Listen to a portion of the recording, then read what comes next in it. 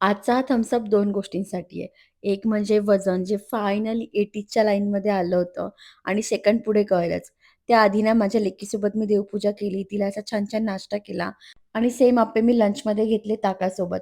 दूध आवडत नसलं ना, तरी ताक माझा जीव की प्राण आहे. मला इतकं आवडतं आणि सेम सखीचंही आहे. आज प्रोटीन बार मी स्किप केला आणि त्याऐवजी मस्त अंजीर आणि काजू खाल्ली. सखीला झोपवायचा अशक्य प्रयत्न करत होती. फायनली मी तिला झोपवलं.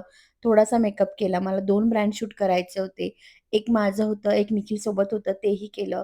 त्याला छान मसाजही करून दिली. घरी जायसाठी बॅग भरायची होती, पण कोणती साडी घ्यावी मला अजिबात कळेना. कसं तरी माझं आवरून ना मी सखीसाठी छान शिरा केला. मग तिची बॅग भरायला घेतली. तिचे डायपर, कपडे, खाऊ, औषधं, बॉडी वॉश, बॉडी लोशन बापरे! किती वस्तू होत्या. आणि हो, थम्स अपची दुसरी गोष्ट म्हणजे यावेळेस चक्क घरी जाताना माझी एकच बॅग होती. सगळी झोपली असेल एव्हाना असं मला वाटलं, पण कशाचं काय. बाहेरून तिने माझ्या एवढ्या पप्प्या घेतल्या आणि संपला दिवस.